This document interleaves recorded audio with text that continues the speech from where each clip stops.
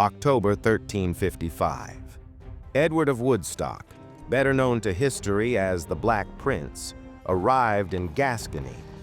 Acting under orders from his father, King Edward III of England, he leads an Anglo-Gascon force on a massive raid into southern France. What begins as a punitive strike rapidly becomes one of the most destructive campaigns of the Hundred Years' War.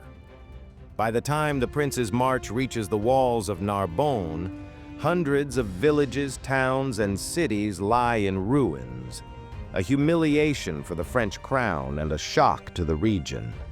It is January 1355. In the years before this moment, Gascon nobles, often with English backing, pushed steadily into French-held lands. They seized fortresses, commanding hills, and key market towns across Agenais and Quercy, installing garrisons loyal to England. But a temporary peace between England and France gave King John II of France breathing room to respond. He placed the Count of Armagnac in charge of Languedoc and ordered him to reclaim the lost territory. Over roughly 3 years, Armagnac did exactly that. Combining the wealth of Languedoc with forces from his own county, he drove out English and Gascon forces and reclaimed nearly all of Quercy. By late 1354, his army stood on the banks of the Lot River, barely 130 kilometers from Bordeaux itself.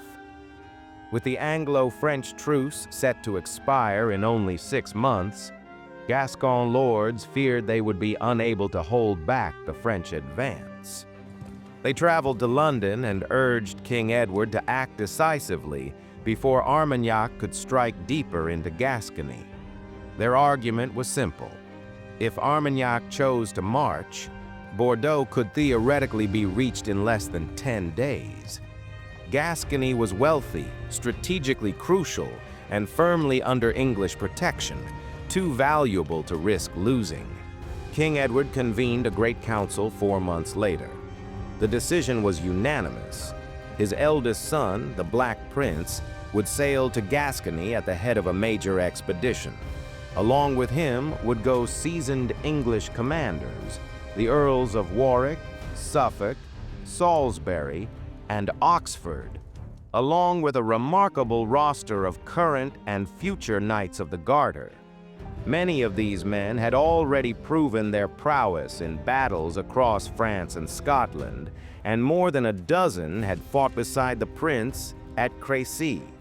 Although logistical delays pushed back the original July departure, the expedition finally sailed on September 9th.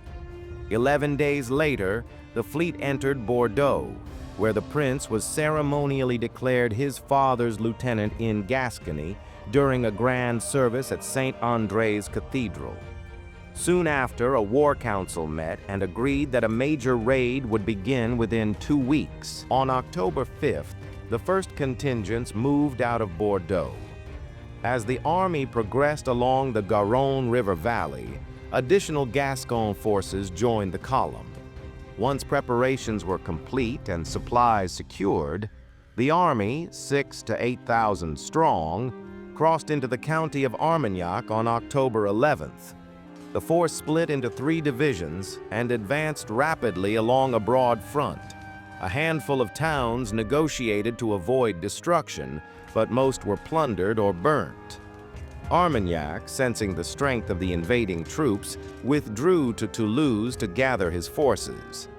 Days passed, then weeks, with no French counterattack. English commanders were astonished. Despite commanding more troops overall, Armagnac appeared unwilling to risk an open battle against experienced English veterans. He assumed the raiders would eventually withdraw once their objectives were met.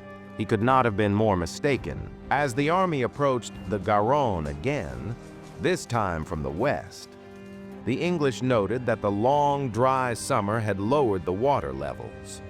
Scouts soon reported a fordable stretch of the river only 12 kilometers south of Toulouse. The French had placed no defenses there, apparently assuming that the river would halt any further advance. But on October 28th, the Black Prince gambled on a bold plan. Before dawn, he ordered the army to march at speed toward the ford. With no French opposition in sight, the troops crossed first the Garonne and then the Ariège in a single day, an astonishing feat, considering the size of the force and the danger of splitting the column across two rivers. There were moments of serious risk.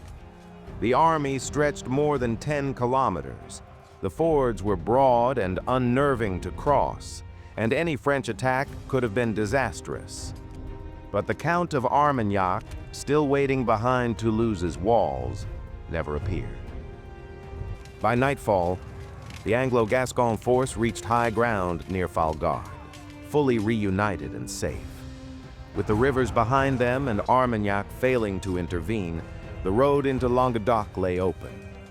The prince's army pushed deeper into some of the richest territory in southern France. Many towns tried to resist. Those that did were destroyed with extraordinary brutality. Entire populations were massacred, and some settlements were wiped out so thoroughly that they vanished from the historical record. Eventually, the raiding force reached Narbonne on the Mediterranean coast before turning back toward Gascony. Only during the return march did Armagnac's army finally appear, but instead of attacking, they shadowed the invaders from a distance. On several occasions, the Black Prince deployed his troops for battle, only to watch the French withdraw. His frustration at their refusal to fight is well documented. At one point, he reportedly declared, "The field is ours, for the enemy has left it." Once safely back in Gascony, the army began to break apart as Gascon contingents returned home with their share of the spoils. The raid had yielded massive wealth, thousands of carts of loot, hostages, and ransoms, but its strategic consequences were even greater. The scale of destruction was immense. Over 500 towns, villages, cities, and fortifications were destroyed. Another 500 small settlements and hamlets were burned. Farmland, mills, bridges, and infrastructure were left in ashes. Many communities were depopulated or forced to flee. Languedoc had been one of France's richest regions, generating roughly a fifth of the crown's tax revenue. Now, devastated and unable to contribute, it required years of tax exemptions simply to begin rebuilding. Estates in the region further declared that their forces would only serve in the defense of Languedoc, effectively tying down large numbers of French troops in the south. Even the clergy became reluctant to support the royal treasury, adding to King John's financial crisis. Yet despite the devastation, the French king was not ready to concede. He began organizing a massive army in the north, one that would soon march to confront the Black Prince in the next dramatic stage of the 100 Years' War. Don't miss out on our next epic historical journey. Subscribe now and stay tuned.